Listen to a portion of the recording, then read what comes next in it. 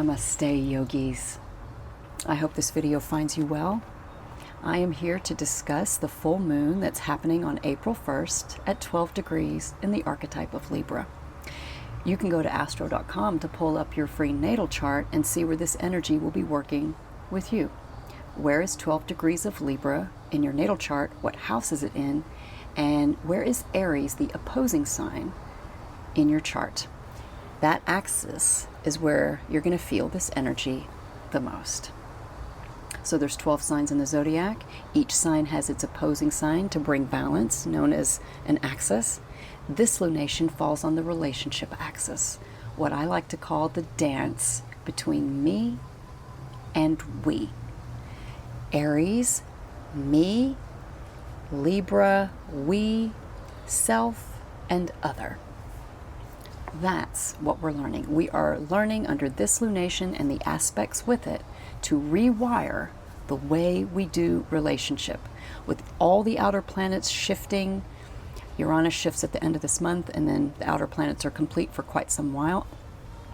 With that shift, we're creating space with opportunities to rewire how we do relationships so that we can heal the ones that we have that we want to keep, or create space for new ones to come in. So under this lunation, rewiring relationship to self and to other. So as the full moon rises, so does the theme of relationship as mirror. Libra learns about itself through the eyes of the other, the reflection, the mirror of how it looks back.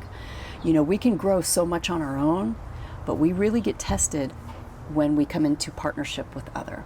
And this can also be about other situations as well. It doesn't have to be love per se. It could be in any partnership whatsoever. Boss and employee, family, community, and so on. So relationship as mirror asks the question, what am I learning about myself through you? So Libra archetype may seem simple on a surface level. You can think of surface like the air element. Libra is cardinal air that initiates relationship. It might look simple, but it's so much deeper than that. It's not just about balance and harmony, beauty and peace. At the root of the root, it's saying, how do we meet others without losing ourselves? That's it.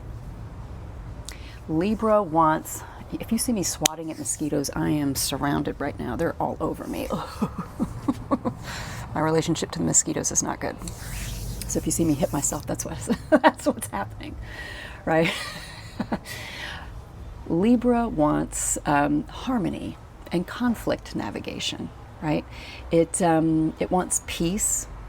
It wants elegant resolution and graceful conversations. Libra is like finishing school. We put the knife here, and it's politeness. We put the fork there. It's When I think of this axis, I think of Beauty and the Beast. Aries is definitely the beast. It acts before thinking. It just grabs what it wants. I want the cookie. It's already got it without even thinking of repercussion. Libra's going to go think about it a lot, right? Aries doesn't waffle. It does what it wants. That's what Aries teaches Libra on this axis. That's how it balances it out. It says, don't be a doormat, think for yourself, say the thing, put the boundary down, stand up for yourself, and so on. And Libra teaches Aries, hey, you should think before you act and put yourself in other people's shoes first, right? That's how these two signs balance one another. And so with Libra, the shadow side of conflict resolution and graceful conversations and so on, that shadow side is not having them at all. Not wanting to rock the boat, avoiding conflict for fear of losing a relationship or a situation, a job, and so on. So the shadow for Libra is self-abandonment and self-rejection and self-betrayal way before anybody else does it first, right? I mean, Libra wants justice and fairness and equality. And wherever that is in your chart, that's where it matters the most, whatever house it's in, which is the field of expression that you experience the need for fairness, right? And so Libra needs to learn how to express its thoughts instead of saying, well, what do you think? Well, what do you think? What do you want to do? Instead of just saying what it wants, right? that's where we can stand up and right the scales. For me personally, when I'm doing a natal reading, birth chart reading, wherever Libra is, the lesson is righting those scales. You're going to learn the imbalance before you balance the scales. That's the lesson of Libra. So wherever that house it sits in, you're going to learn the imbalance as the pendulum swings from one extreme to the other and comes to balance. Right? So wherever the house is, it's asking what's fair to you, what matters, what is equality to you, right? There's that dance with the self and other in that area of your chart. So Aries is independence, Libra is partnership, Libra is self-expression, and Libra is compromise. And at its core, Libra is ruled by Venus. Okay, so everything flows through this lens of connection and beauty and values versus the Taurian quality, because Venus also rules Taurus, which is more inward and about self-worth and feeling the world through the five senses. You know, in Libra, it expresses itself outward. And it's about interaction, reflection, and relational intelligence. And so we're learning our intelligence around relationships under this lunation. So the moon, Venus being the ruler, points to relationship as mirror theme. And the shadow is the losing of identity. So you're over adapting to keep the peace. That's suppression. That's connection at a cost. And that is so painful. It builds resentment, and then, you know, things can come out skewed when you've reached your limit, and then, you know, maybe an argument happens and then everything explodes because we have an aspect here that points to emotions landing heavy, right? Jupiter, the benefic planet of luck and expansion, is where it's exalted in the sign of Cancer, points to big emotions. Cancer is feelings, emotional safety and security and nurturing those feelings, right? Cancer is the mother, it's home, it is our roots and family, where we come from. So the question also comes forward, how did your family handle emotions? How did your parents handle you when you were emotional? How did they handle their emotions, right? So with Jupiter squaring the moon, there can be a little dissonant energy here because your emotions are going to be challenged in your relationships under this moon, right? So can you balance big emotions and the patterns that created them in the first place? So when you reflect, Libra, reflection, when you reflect, also mirror, reflecting, when you reflect on your emotions, where did they come from? How did that pattern begin, right? That record player that goes around, in yoga we call it samskara, those grooves where you have a negative mantra that just keeps going, what is wrong with me? What is wrong with me? What is wrong with me? It goes round and round, right?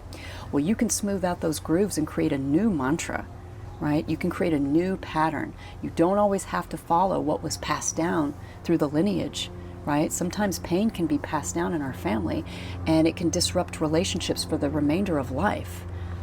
This is asking you to reflect on your past and your childhood and how those emotional wounds may have created how you do relationships, self-preservation and so on, being vigilant and so on, and how that can affect your relationships. Where are you guarded, and where do you cross other people's boundaries, and where is there limerence and so on. And limerence brings me to the next aspect. This moon is also being opposed by Saturn and Neptune in Aries. Now those two conjuncted in February, and we're sitting with that energy, right? That's about the theme around the spiritual warrior, not the worrier, the warrior. Neptune is the illusion and the delusion and the dissolving of things. Where have you worn rose-colored glasses in relationship? Where did you put someone on a pedestal? Or where were you seen by someone else that had rose-colored glasses? And how did that serve you? their lack of boundaries and so on. It goes both ways. And that disillusionment or limerence, where we see things the way we want to see them, when those glasses come off and a planet like Saturn comes in and says, oh, let's clean these and put them back on, it's like, you see someone for how they really are. The roses that were handed to you unfurl and become red flags. And you're like, oh, it's not grandma what big teeth you have. It's like, yeah, you're the wolf, right? And that realization can be incredibly painful. It doesn't mean these relationships have to end. This is about bringing clarity to the illusion that relationship was.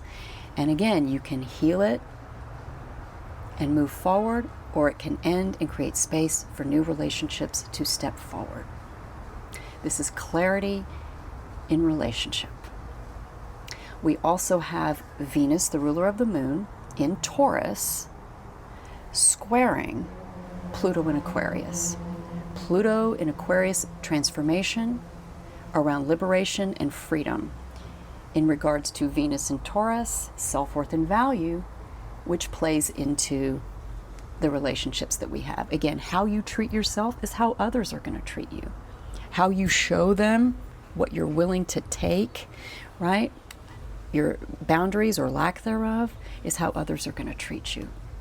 So it's learning how we want to liberate that pattern, transform that pattern, so that we can create health and wealth in our relationships with ourselves and with others. So again, Jupiter in Cancer points to our emotional dexterity in relationship, how we can have an emotional bandwidth for others to create healthier relationships, because I can hold a safe space for you, and how the other can hold a safe space in regards to how they receive you in relationship. Mosquitoes. And then we have Venus squaring Pluto, how we can transform our relationships, and that opposition, seeing relationships clearly. Again, that relationship as mirror, as it rises, reflects us, and when we shift ourselves, everything else shifts, because it's mirrored back differently when we value ourselves differently. So I hope this video has shed some light on the dance of me and we. The medicine that you can do under this lunation is journaling your thoughts, dreams that may come up, getting into nature without your phone and just getting still and being with self, right? You can even do mirror work. There's eye gazing in mirror. Louise Hay talks about speaking in the mirror and saying positive affirmations to self in the mirror. If you don't know Louise Hay, you can Google her. She was amazing and talked about how words really matter, right? And how our thoughts also matter. We can change those grooves that go round and round. Again, those samskars that create dissonance and pain within that can be projected out onto our relationships.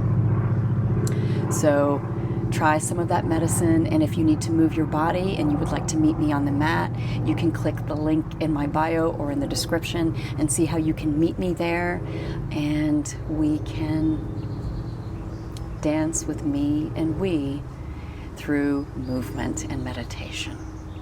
All right, yogis, may this full moon serve you to bring health and wealth to your relationships, or clear the path for new ones to come in that match the value that you've created with yourself. May you dance well under the moon music. All right. Om Shanti. Peace. May it be so. I'll see you next time.